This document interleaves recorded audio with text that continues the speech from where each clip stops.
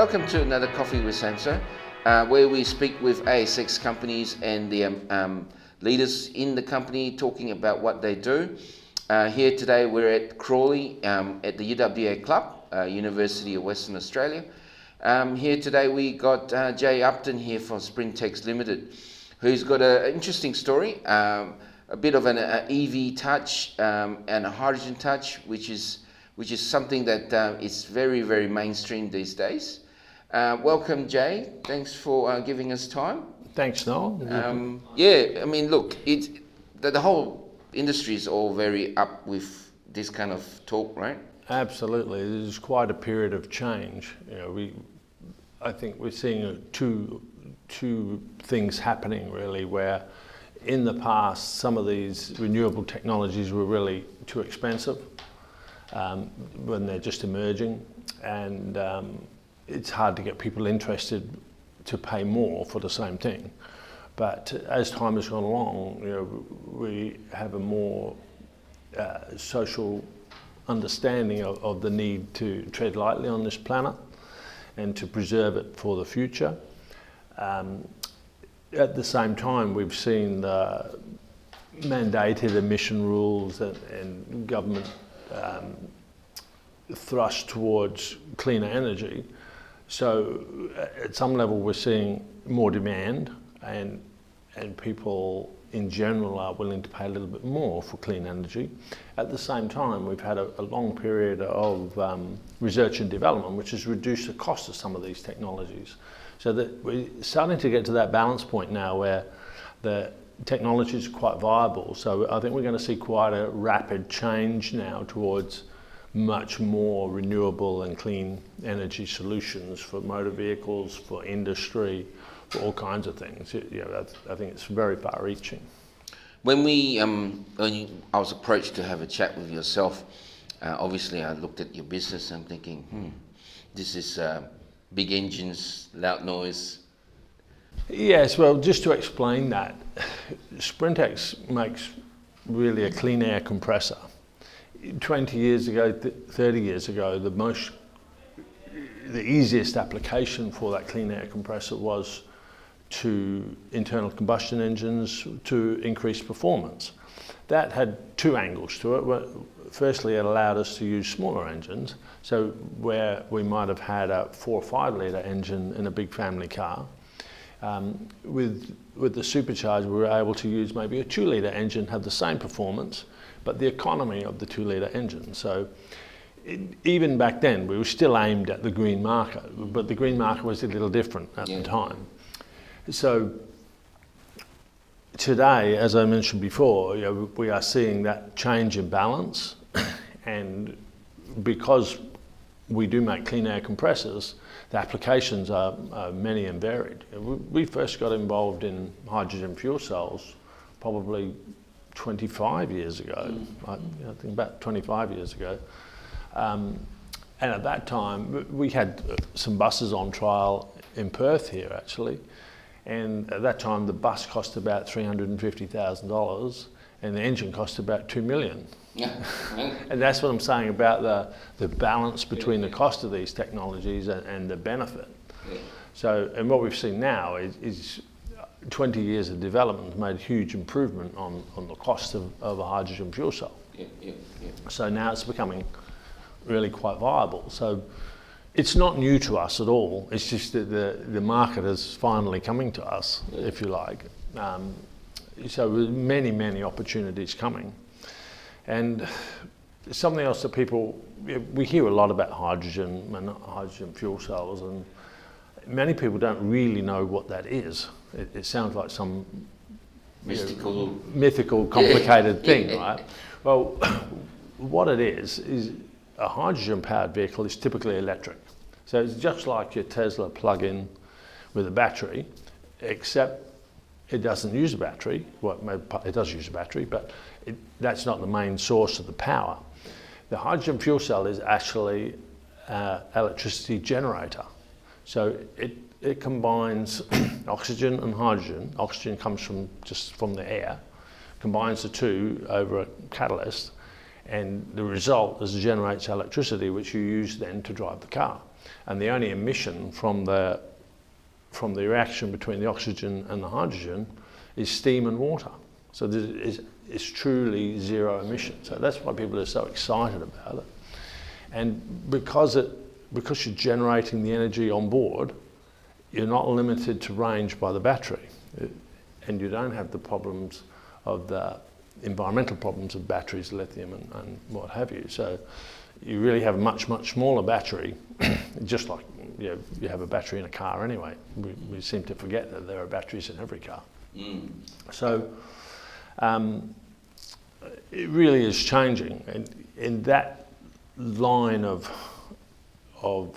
technology, because it's becoming viable, so many more market sectors are looking at it. You know, even mining is looking now at how can we use this to drive big electric trucks or what have you, or for power generation, all those sorts of things. So we're also starting to see, Australia is a great opportunity for it, but we're starting to see the use of solar energy to break down and produce the hydrogen. So another step in the chain, if you like, is one of the things that we hear about all the time is when you talk about electric vehicles, yes, the vehicle itself is zero emission, but if you look down the chain, how it was produced and the batteries and the recycling problems that go with that is nowhere near zero emission.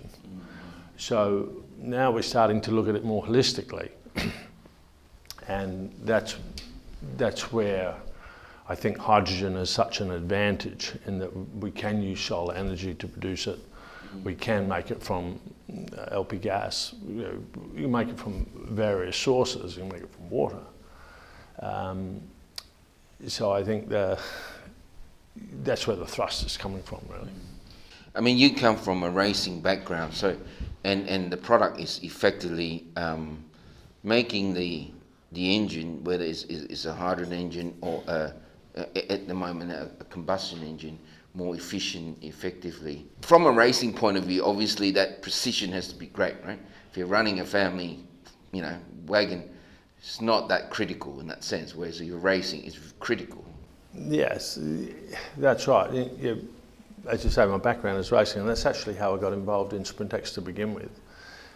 About 25 years ago, when I first came to Australia, Sprintex had similarly moved from UK to Australia, and I was driving along Great Eastern Highway here in Perth one day, and I saw a sign on the side which said Sprintex. And I thought, that looks like the same Sprintex from the UK.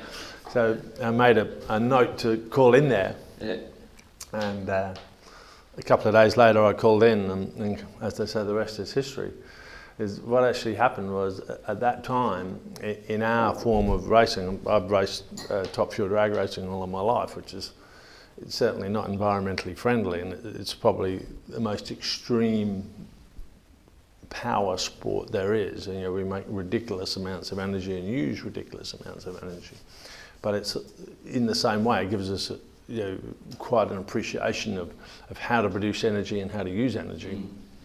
Anyway, at that time, in the category that I raced around the world, you couldn't win without a Sprintex supercharger. So that's why my interest in Sprintex, and our first involvement was actually Sprintex sponsored my race team, which meant I ended up spending a fair bit of time at their R&D facility here in Perth, and at that time the factory was here in Perth too. And so my race team was based there. So I would be there a lot and walk around looking at things and ask people, why are you doing that? And they would say, well, that's how we do it, And I said, well, why don't we do it like this? And in the end, Sprintex said to me, we need you to work here. So after 4 or 5 years of being there on and off, I started there full time, originally as an engineer for the application side, and went on over, I was there another 20 years after that as Chief Technology Officer and whatever. So just give us a rundown, the product itself, how does it work? And I'm assuming there's, obviously we're as a global thing, we're transitioning from combustion to EV, right? whether it's electric, fully trailer hydrogen. So can you just give us a rundown on how this product works? The core technology of Sprintex has always been twin screw compressor. So a twin screw compressor operates, it actually compresses air internally, so it's a rotary compressor that is a continuous process. So you have two spiral rotors that rotate and mesh together. One of them has what we call a female shape to it, and the other a male shape. So the land on the male rotor actually fills the void in the female rotor to squeeze the air, if you like, and that's a continuous process that goes on, and that's where the high thermal efficiency comes from in the twin screw compressor design. So that's our core technology, and we've developed that to the nth degree over time. So as I said before, many applications for that, such as breathable air. But the majority of industrial compressors use oil injected between the rotors to help sealing and to keep the rotors from touching each other. The Sprintex product doesn't have any contact, and it doesn't have any oil injection. So the resultant air that comes out of the unit is clean, which is necessary for hydrogen fuel cell. That's how we got started in hydrogen fuel cell, because you can't have any hydrocarbons in the oxygen feed to hydrogen fuel cell. So that's the core technology that we use, and it has anywhere that you can use high volume air is an application for the Sprintex compressor. We've recently just opened a new division in Suzhou, China, expressly to explore the clean energy sector, because China is probably more advanced in some ways than many countries are on that line of development. So there's some very sharp young engineers there, both in the automotive sector and the electric sector. As you may know, and anybody that's been to China would know, virtually every one of those three-wheel bicycles and anything you see on the street, there's an electric version of it. So that they've had a lot of experience in the development of electric motors and battery power and all of those things. So they had a kind of a natural advantage over much of the world when that started to become the coming thing. So we've just started a new division there, also linked to a couple of universities. One of our main board directors, Chen Li, is a sharp young engineer that has a master's degree from a university in London. So he's our main driver in the Suzhou division, and he's amassed a team of his peers, if you like, who are all at the peak of what they do to accelerate the development of Sprintex e-compressor. So now, where before we used to drive our twin screw compressors directly mechanically from the engine, we're starting now to drive them electrically. So we are working on high power density electric motors. We have some technology collaboration going on with a European company, which hopefully we can talk about soon. And out of that, we will end up with two lines of products. So whilst until now we've built mainly twin screw compressors, we will also build centrifugal compressors. The centrifugal compressor has some advantages with electric drive for steady state applications like the hydrogen fuel cell. We can drive it at a particular speed that gives us the best efficiency, and for some applications it's a better option, if you like, in technology terms. It gives you 2-3-4% more efficiency at a particular speed, so we can take advantage of that. So if you like, we're expanding in the compressor market also. Until now we've been focused on twin screw compressors, so now we have two compressor arms, so we have twin screw and centrifugal, which gives us a broader application to the wider market, and certainly in terms of the very exciting and very quickly developing renewable energy side, yes, it will give us a huge advantage, I think, to have both available.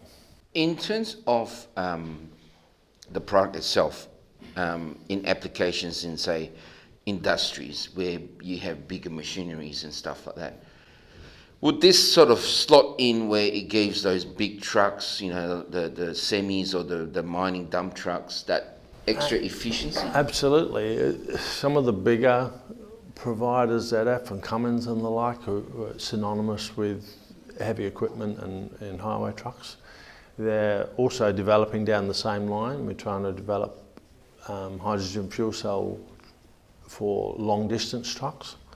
So that's something I think you'll see come quite quickly. But additionally, outside of just vehicles, the applications are not centred on vehicles completely. There are many, many other new applications. One application that's providing a lot of interest at the moment is wastewater treatment. Obviously, water is one of the most precious resources on the planet, and traditionally we've worked on using it up. We collect fresh water and the wastewater goes somewhere else. Nobody knows where. Nobody wants to know. Exactly, nobody wants to know about that. So what they're starting to do today is to recycle that water and reuse it again, which means you have to clean it. Yeah. And the first stage towards that is wastewater aeration to keep it from going stagnant and allowing the bacteria to grow in it and what have you. So a large emerging application for us is the aeration of wastewater. And an interesting thing is happening, for instance, in China. We're working on two paths to that. We're working at the big end with 700-800 horsepower compressors, big compressors for industrial wastewater treatment or for city wastewater treatment, that sort of thing. But again, I keep coming back to China. China has been known as probably an emissions black spot in the world, you know, and certainly I remember 20 years ago you would fly from Hong Kong up to Shanghai or Beijing or somewhere, or Nanjing, and looking out the window you couldn't see the ground anywhere, and in the cities there, you know, it's quite often in the summertime there'd be haze and low visibility because the air was so polluted, you know, and you'd come home from there to the beautiful, clean West Australia now. I mean, Perth has literally the world's best air, and you'd cough up black crap for a week, you know, and that just isn't so anymore. China, for that reason, has pushed very hard on cleaning up. And every time China moves so fast, what takes 10 years to achieve in the Western world, China does in 6 months. You know,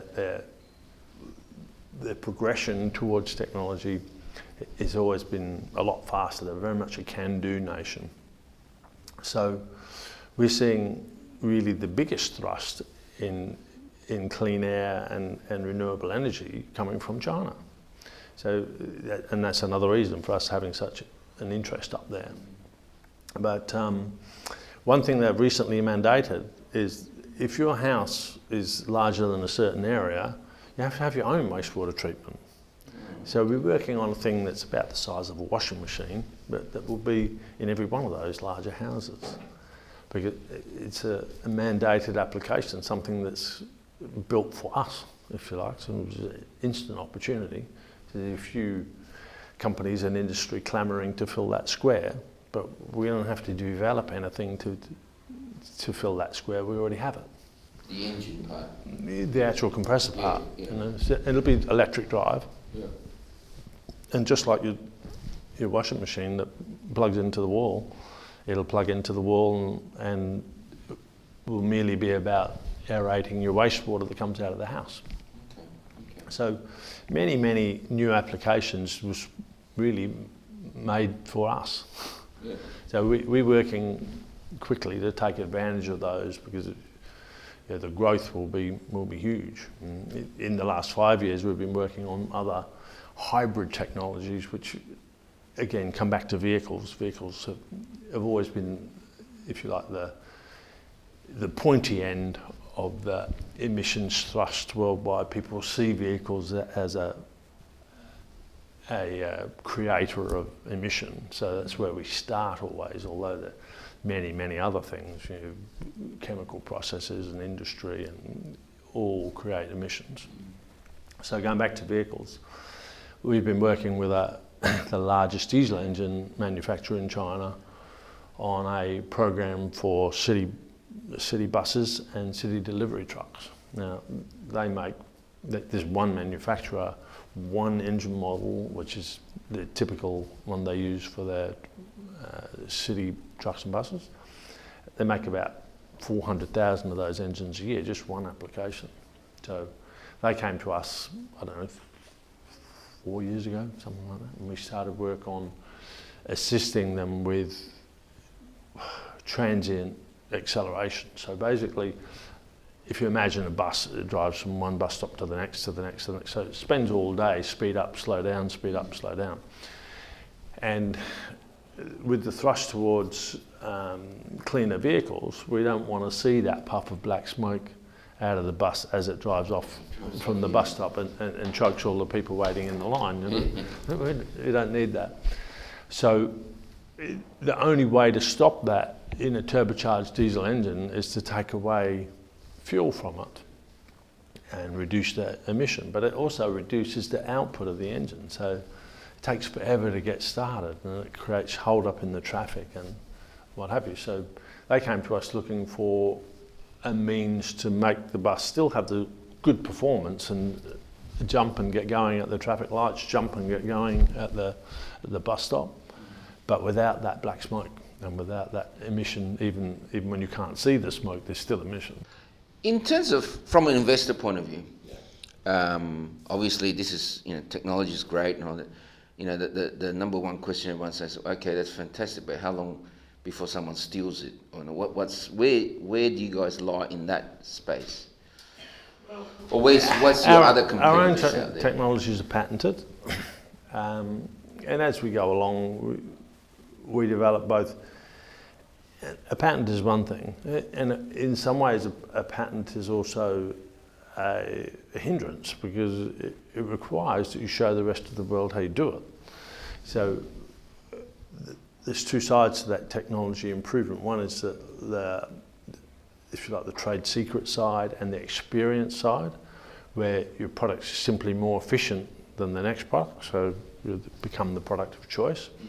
And that's something else that happens not from a big company starting today to build something. It comes from a company that's built something for a long time, and the people have a thorough understanding from grow to woe of how this works, and while they're sleeping, they're thinking about how do we make it better.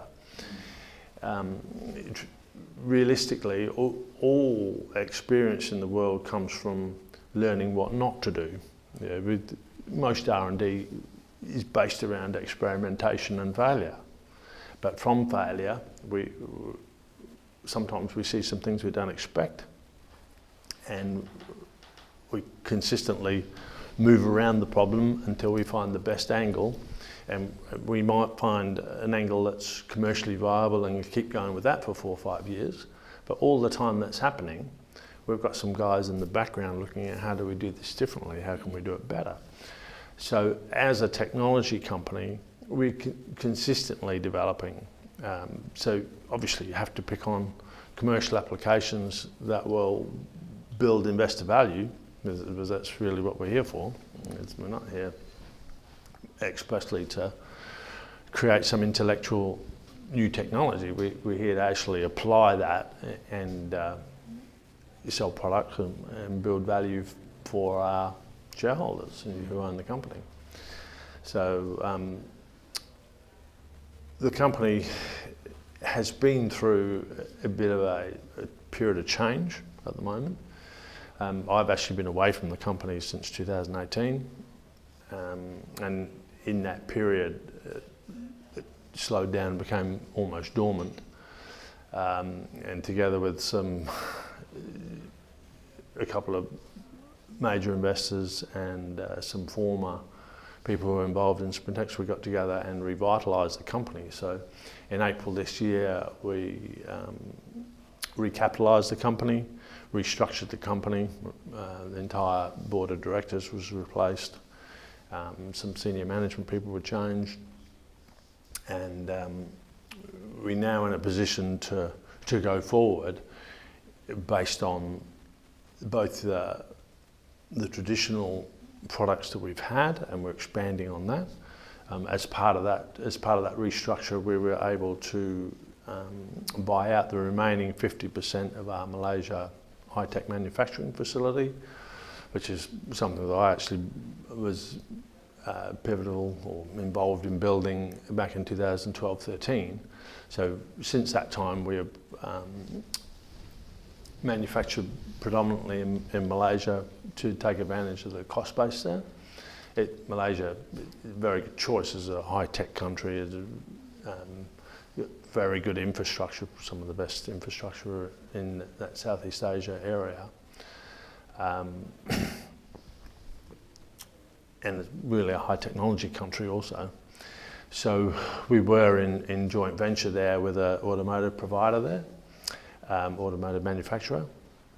And as part of this restructure, we bought the other 50% of the factory. So now we own that as a 100% entity, just as we own 100% of our US entity and 100% of our China entity. So we're putting the building blocks in to improve our cost base and to improve our distribution and customer base. So we were able to raise a little capital for that. We probably will look to raise some more based on the hydrogen and clean energy sector expansion. Is it something new for us? Well, I say new, it's a new expansion if you like. But the company will be profitable in 2022. Should actually be cash flow positive by the end of 2021. So both the Chinese facility will be in production by the end of the year, and Malaysia is already in production. We've been held up a little bit there with COVID, of course, but actually just a couple of days ago we got granted the permit to operate in phase 2 of the recovery, because automotive is such a key industry sector for the Kuala Lumpur area. There's 14 OEM car plants there, so it's quite a big factor in the Malaysian economy. I didn't realise that. It's a lot. It is, and that's another reason why it's so pertinent to us, because it's close to Australia.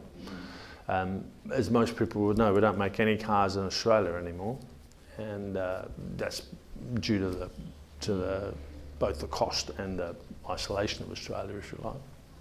And for us, we started that transition back in 2012 and well advanced with it now. In terms of going forward, obviously, you mentioned that the cash flow is coming in, but do you think that the fact that the whole world's transitioning from one type of vehicle to another type of vehicle, that there's a big opportunity for adoption of this kind of Absolutely, technology? It presents us with more opportunities than we had before. In the past, we were having to change traditional thinking. Well, we don't have to create the change. The change is happening by itself. And now what we're seeing is industry is out looking for ideas. How are we going to fix this problem? Whereas it used to be the American way, if it ain't broke, don't fix it. Yeah. But now we're starting to realise that we need a step change in the way we do it. 5 years ago, everybody in the automotive industry said, look, plug-in cars, it's a fad, we got to do it, but it's not real, it doesn't matter, But now even those stalwarts of the automotive industry going, you know what, we have to do this. This is where it's going. So we're starting to see that change in the mindset of the industry leaders, if you like, where we really have to push in that direction. So that environment of change immediately is an advantage to the smaller players and the high technology players. And it's probably advantageous that we're not new either. Yeah, no, I think that's the key. It's about not new, so people understand, and you're small enough to pivot and move as you move. And you talked about how it's not just vehicles that you guys are looking at. I mean, when I looked at your business, I thought, cars, vehicles, but never thought about the other side of things, and also how you can improve existing or new infrastructure in terms of transportation, right? I think that's the key. I think when I looked at your projects, I thought, how do they fit? How do they work? And I think that's the beauty about it, is that it's not something people think about. It's not selling hamburgers, right? It's different. No, that's right. I think we're starting to see more interest now. A lot of people have heard the buzzwords about hydrogen energy and clean energy, renewable energy. We're starting to see a little bit more wind power. I think Australia as a country in the past have been a bit lazy about that. If you go to Europe or the US or many places around the world, it's noticeable. There are big wind farms. It's noticeable. Places like Europe have always had an awful lot of solar panels. Out in the countryside, you'll see farm fences with angled panels on the top of the fences because they've got nowhere else to put them. Now, they don't have anywhere near the amount of free energy coming from the sun that we have in Australia, but they probably didn't have the wealth of Australia either. So for 2 or 3 generations in Australia, it was the land of milk and honey. You could do no wrong, and we didn't need to be frugal or efficient because there was so much money. We didn't know what to do with it, more or less. Mining has really supported that in a big way. And the fact that Australia is so sparsely populated, the general spread of wealth is across the whole spectrum. It's a cultural thing too, I think. And that's what attracted me to Australia originally, was the distribution of wealth is a lot more even, I think, in Australia than it is in many Western countries. So, I come from a technology background. My father was an eminent scientist, and my family is all engineers and biologists and what have you. So, but Australia gave me that sense of the ability to go somewhere and get something done. So I think Australia has many advantages.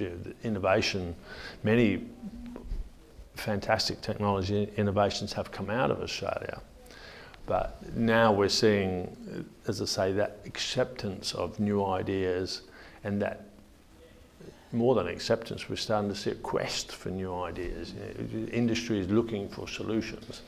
So companies like ours, as you say, we're small, we're nimble. We already have the manufacturing base in Asia, so we've got the lower costs. We have the distribution, we've got division in the US, we have distribution worldwide for the aftermarket that we've been operating until now. So we have all the building blocks in place to and the experience of many of these unusual applications. We've worked on desalination, compressors. We did another interesting project actually in America, where most hybrid vehicles use electricity. So that it started out, we first saw it in Formula One. Again, racing often brings the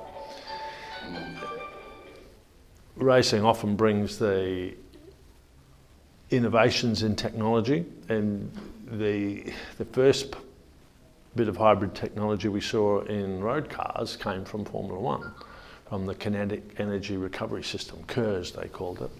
And what that did was it used the braking energy to generate electricity and then added an electric motor to assist on the acceleration. So that's how that started. And we've seen it spread into the wider industry. So, as I say, we have experience in so many areas that it's very easy for us to transition going forwards. I mean, Jay, it's new, it's interesting, and I think it definitely has its place in the, evolving EV revolution, which I call. We could go forever, I guess. I think. Yeah, we can talk all day. I'll talk all day about this, but look, thanks for the time. I think it's good that people get an understanding of where things are at and what you guys are about. I think that we will follow the story, and I guess it's a developing story. Look, for the guys out there, at this point in time, I guess I always say, reach out to the company, to Jay. It's definitely a different component of the EV space, of the EV hydrogen slash, and we're sort of going into mainstream in this industry anyway.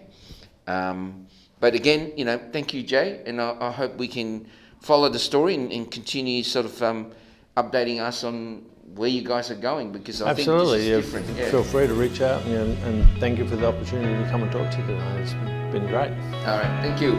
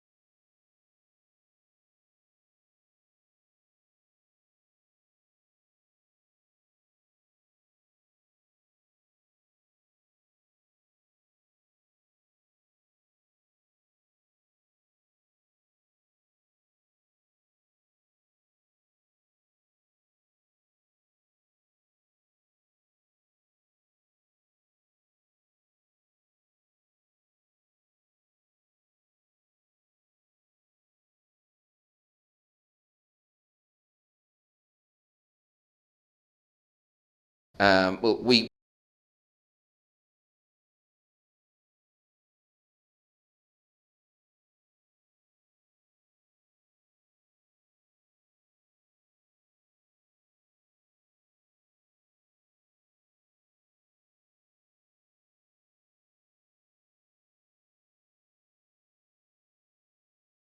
I